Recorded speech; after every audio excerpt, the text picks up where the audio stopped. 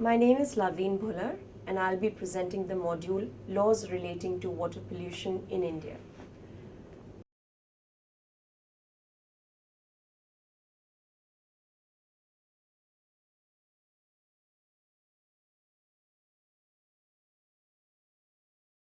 At the outset, it's important to ask oneself, what is water pollution and why do we care about water pollution? As we know, there are primarily two main sources of water. One is surface water, which comprises rivers, lakes, ponds, etc. And then there is groundwater, which is the subterranean water under the surface of the earth. Now, water pollution is said to have taken place when the pollution load in a water body exceeds the natural regenerative capacity of the water body. This is a very serious problem in India because of the contamination of sources of water supply for different purposes. This is because we use surface water as well as groundwater to meet our drinking water needs, irrigation needs, industrial needs, etc.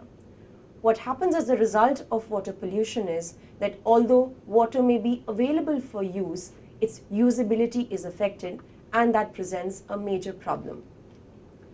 Now, there are two main sources of water pollution: point sources and non-point sources. What I mean by point sources is where there is disposal of untreated or partly treated industrial effluents from industries and factories or domestic sewage through our sewer systems. Non-point sources would comprise of activities like agriculture and the runoff resulting from such agricultural activities. There are also other sources of water pollution, and these include encroachments near water bodies, sand mining activities, religious activities such as immersion of idols, or dumping of municipal solid waste, construction waste, etc. Now, the objective of this module is to provide you with an overview of the different components of the legal framework relating to water pollution in India. We'll be looking at three main sources. One is, of course, the Constitution of India, then is legislation, also known as acts or laws, and third, the judicial decisions. And today, we'll be focusing on decisions from the Supreme Court of India. There are, of course, several other decisions from the high courts in the states, as well as the National Green Tribunal. It's also important to remember before we proceed that in addition to laws, we also have a very widespread policy framework with respect to water pollution. So we have administrative regulations, policies, programs, schemes, plans, etc. at the national level, the state level, and the local level, which may deal with public health or environmental quality, both of which highlight water quality issues. They may deal with uses of water, for example, water for drinking supply, for irrigation, for bathing, etc. But the problem with these administrative regulations, guidelines, policies, etc. is that they are non-binding in nature, unlike laws. Now, first, let's discuss something about the Constitution of India. There's, of course, no specific mention of water pollution in the Constitution, but Article 21 of the Constitution, which provides a fundamental right to life, has been broadly interpreted by the Supreme Court of India to include a right of enjoyment of pollution-free water environment. This was done in a 1991 case of Subhash Kumar versus State of Bihar and others. And the Supreme Court has also interpreted Article 21 of the Constitution to include a right to hygienic environment in a 1995 decision of Virendra Gaur and others versus State of Haryana and others.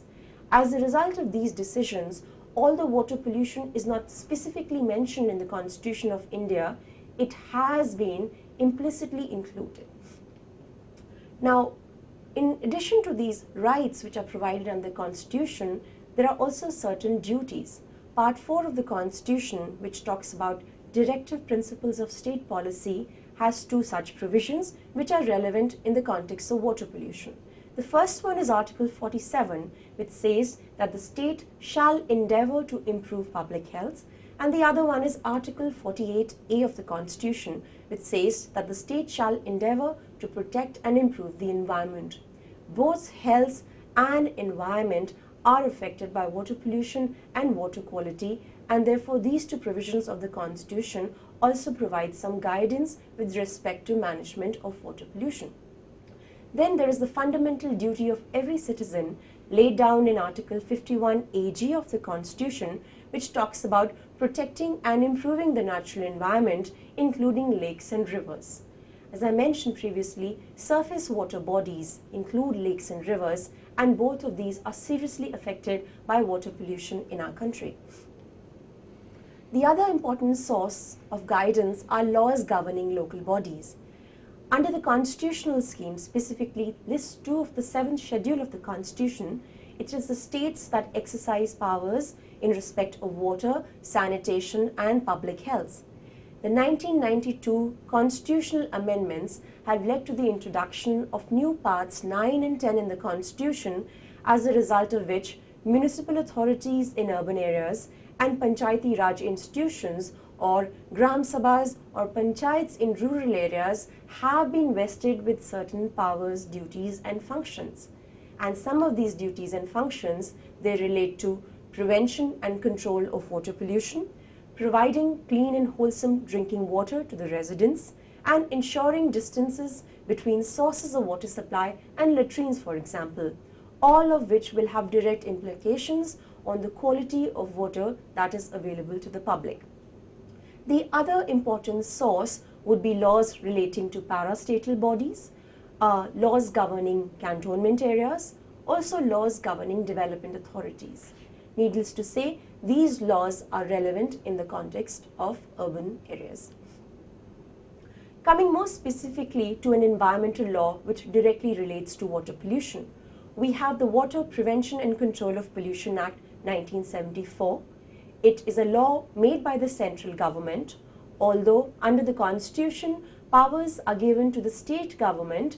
In this case, the central government has exercised its power, which is vested in it by a resolution passed by state legislatures under Article 252 of the Constitution to enact the Water Act. The main objectives of the Water Act are twofold.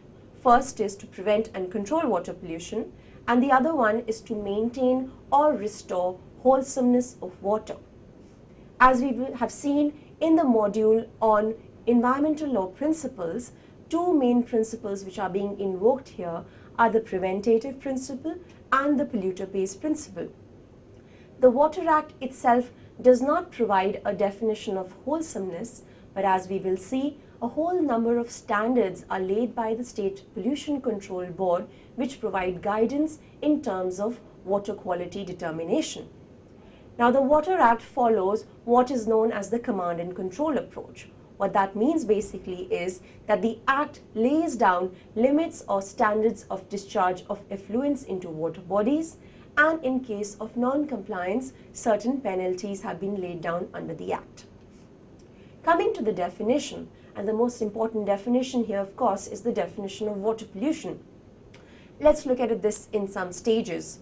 Now, water pollution is defined as contamination of water or alteration of the physical, chemical or biological properties of water, or discharge of any sewage or trade effluent, or of any other liquid, gaseous or solid substance into water, whether this is done directly or indirectly, as may or is likely to. So just water pollution does not have to have actually taken place, but the likelihood of water pollution occurring is also a situation where the Water Act can be invoked.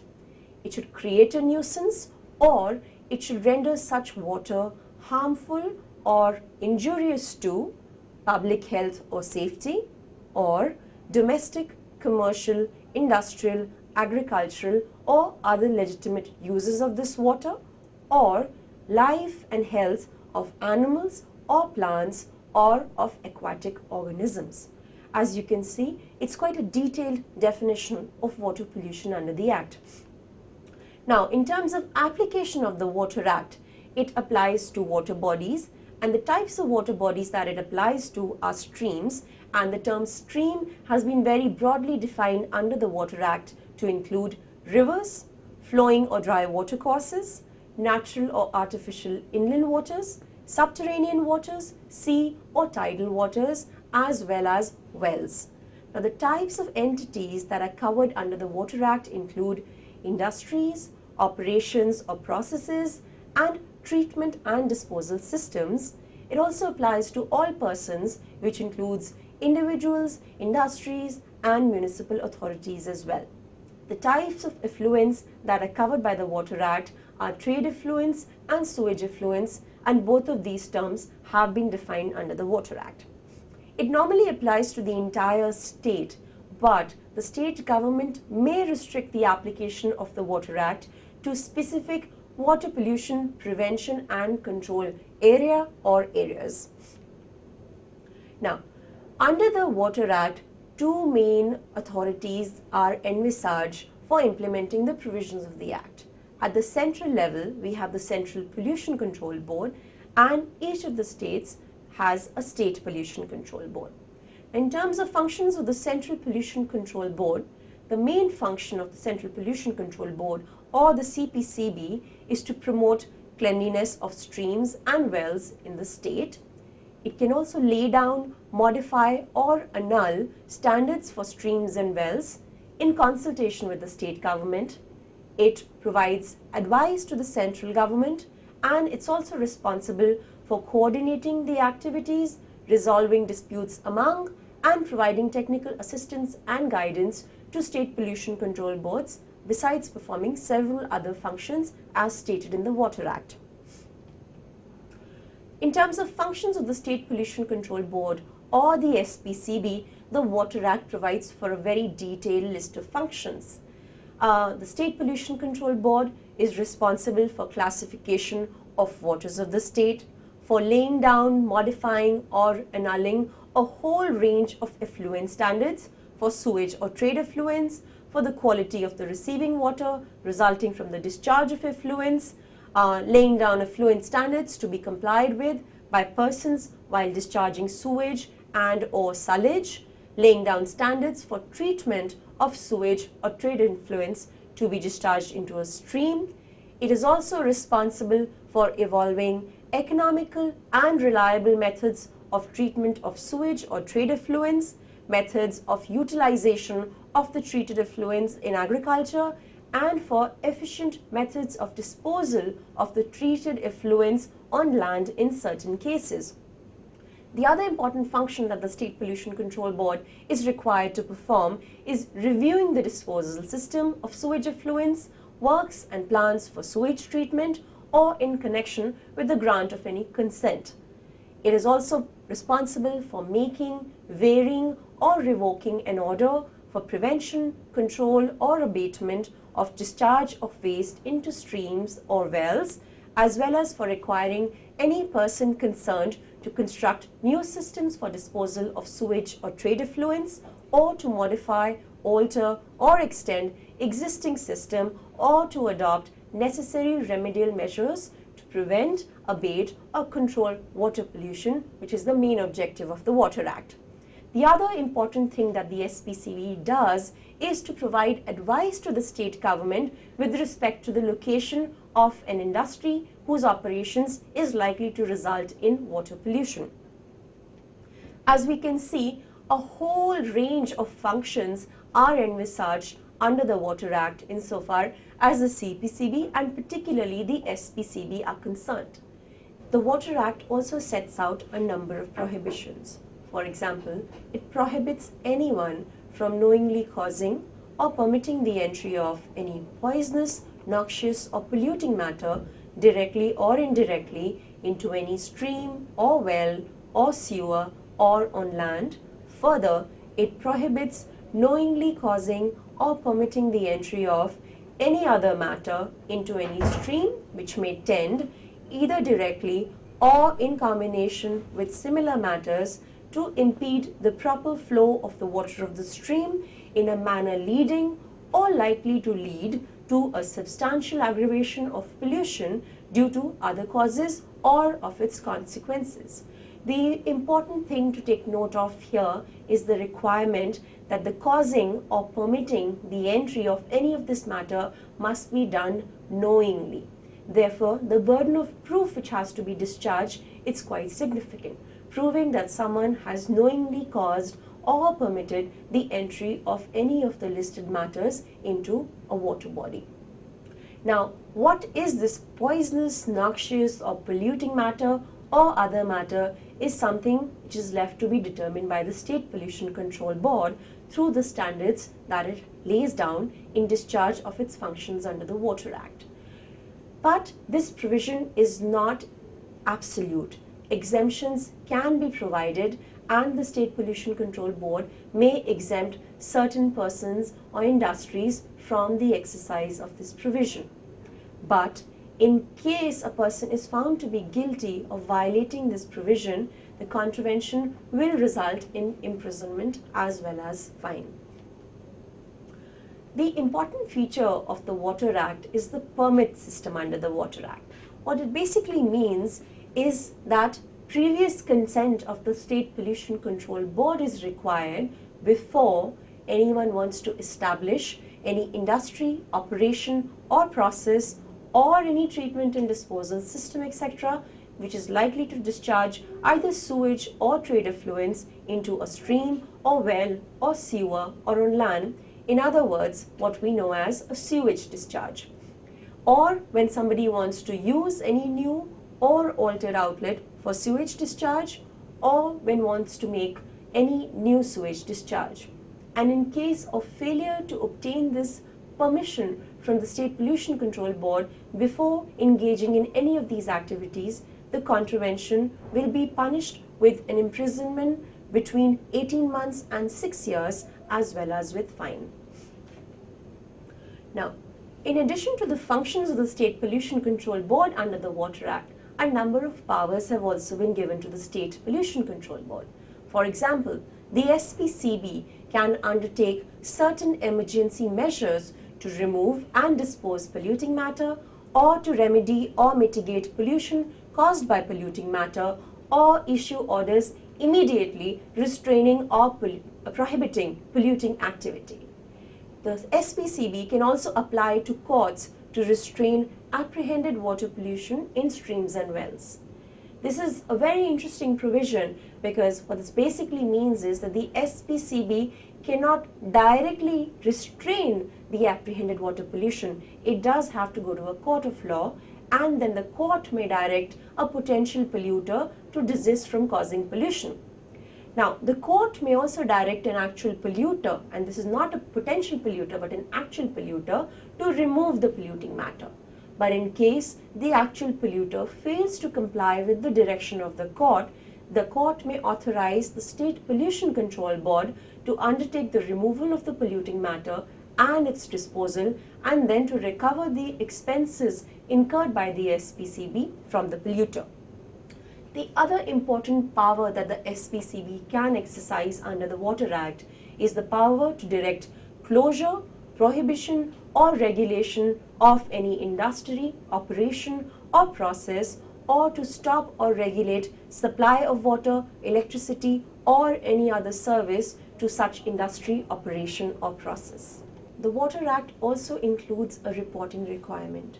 It states that any person in charge of an industry, operation or process, or any treatment or disposal system, or any extension or addition thereto, as well as a local authority which is in charge of a sewage system or sewage works, must report any actual or likely discharge of a poisonous, noxious or polluting matter into a stream or well or sewer or on land as a result of an accident or other unforeseen act or event to either the State Pollution Control Board or an authority prescribed. Coming to another important and related legislation, we have the Water Prevention and Control of Pollution Cess Act of 1977.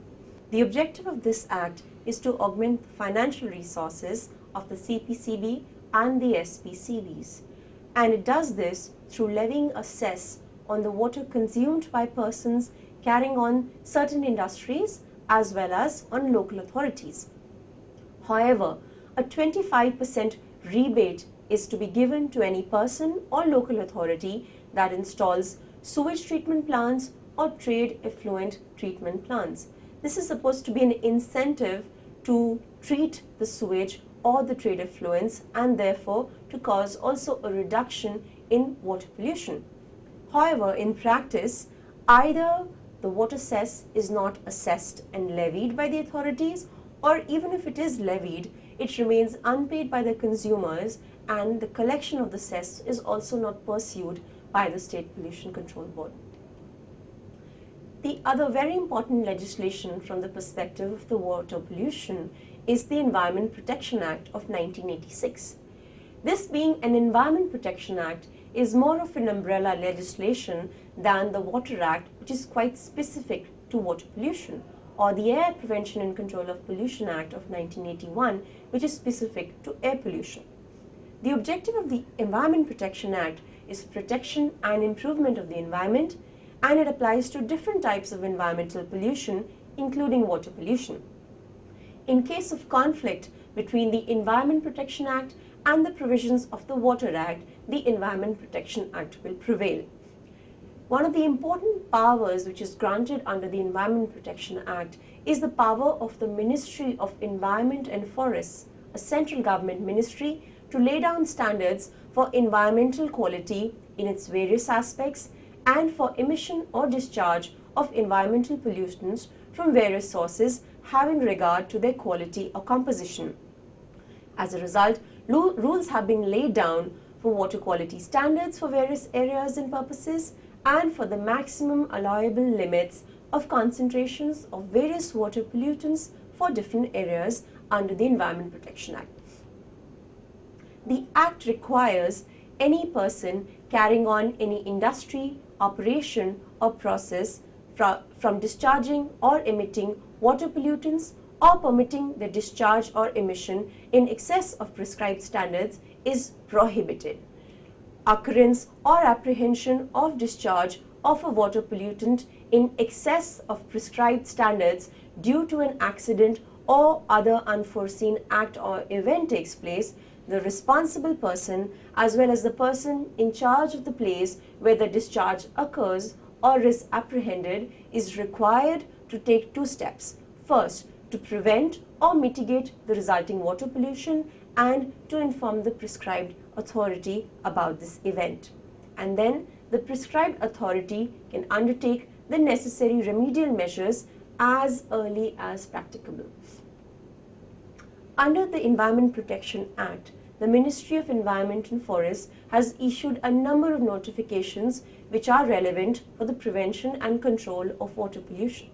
Some of these include the Environmental Impact Assessment Notification of 2006, a whole series of eco-sensitive zone notifications, as well as the Coastal Regulation Zone Notification of 2011. The laws include a number of provisions which are extremely relevant for the control of water pollution, but they have been very poorly implemented, or they have not been implemented at all. Let us now discuss some of the reasons for this state of affairs. The major reason is, of course, the inadequate infrastructure. By that I mean monitoring stations and the frequency of monitoring of water pollution. There is also a low rate of compliance because of poor implementation and monitoring by state pollution control boards, and this is on account of the failure of the SPCB to act against defaulters or polluters due to resource constraints, which include financial resources, human resources and technical resources, the lack of will in some cases to pursue these cases. Corruption in some cases has also affected the implementation of these acts, and also the multiple responsibilities of the state pollution control boards.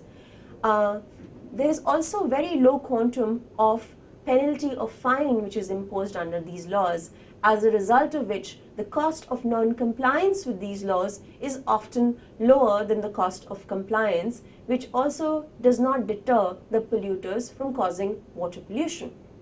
The inadequacy of standards has also been raised as a serious issue because it is felt that in some cases the standards which have been laid down under the Water Act and the Environment Protection Act are inadequate to address the water pollution concerns. The other issue specifically with the Water Act is that it's confined to point sources of pollution. As you may remember, point sources of pollution are pollution sources such as industries and also pollution resulting from discharge of untreated or partly treated sewage into water bodies.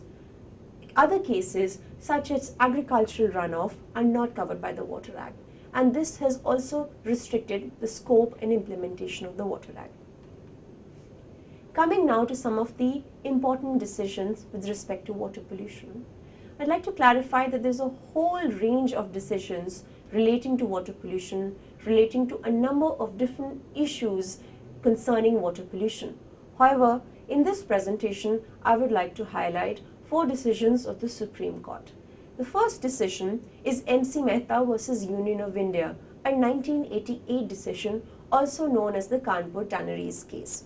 This is a case where concern was raised about discharge of untreated trade effluents by the tanneries near Kanpur city in the state of Uttar Pradesh into the river Ganga.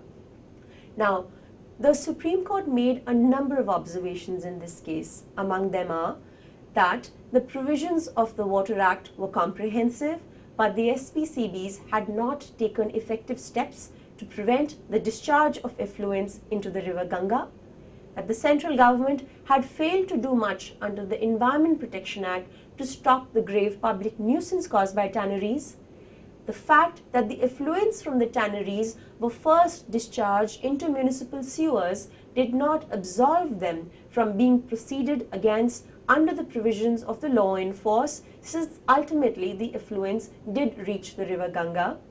The court ordered the stoppage of work in the tanneries which were discharging effluents into the river and which had not set up primary treatment plants. It considered the financial capacity of the tanneries to set up primary treatment plants to be irrelevant. According to the court, the tanneries had not been taken by surprise, as they had been asked to take the necessary steps to prevent discharge of untreated sewage into the river for several years now. The second case that I would like to discuss is MC Mehta versus Union of India, another 1988 Supreme Court decision which is known as the Kanpur Municipalities case. While the previous case was concerned about the discharge of untreated effluents from the tanneries near Kanpur city, this case was concerned with the discharge of untreated sewage effluents by the municipal authorities in the city of Kanpur. In this case, again, the Supreme Court made a number of interesting observations. The first was that the municipal authorities have the statutory duty to prevent public nuisance caused by pollution of the river Ganga. In this respect, the Supreme Court considered the provisions of the applicable municipal laws in the state, which talk about the responsibility of the municipal authority to prevent and control water pollution. The court also noted that the Municipal Corporation of Kanpur has to bear the major responsibility for river pollution near the city, and it also noted that many of the provisions of the Water Act and the municipal laws for prevention and control of water pollution have just remained on paper without any adequate action being taken pursuant thereto. What we find in both of these decisions, the Kanpur Tanneries case and the Kanpur Municipalities case, is that the Supreme Court is of the view that although the Water Act and the Environment Protection Act include a number of important provisions to control water pollution, the State Pollution Control Board, the Ministry of Environment and Forests in some cases, and the municipal authorities have failed to discharge their responsibilities fully.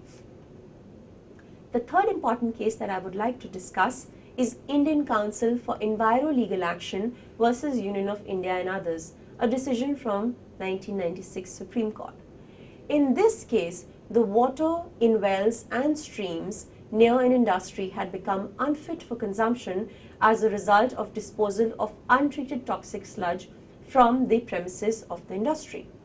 The court observed that the respondent industry was absolutely liable to pay compensation for the harm caused by them to the villagers in the affected area and surrounding areas, as well as to the environment. In this respect, the Supreme Court invoked the polluter pays principle, which has been discussed in detail in the module on principles of environmental law. The court also observed that the power to levy costs required for carrying out remedial measures is implicit in the Environment Protection Act. The last decision that I would like to discuss is Vellore Citizens Welfare Forum versus Union of India and others, another decision from 1996.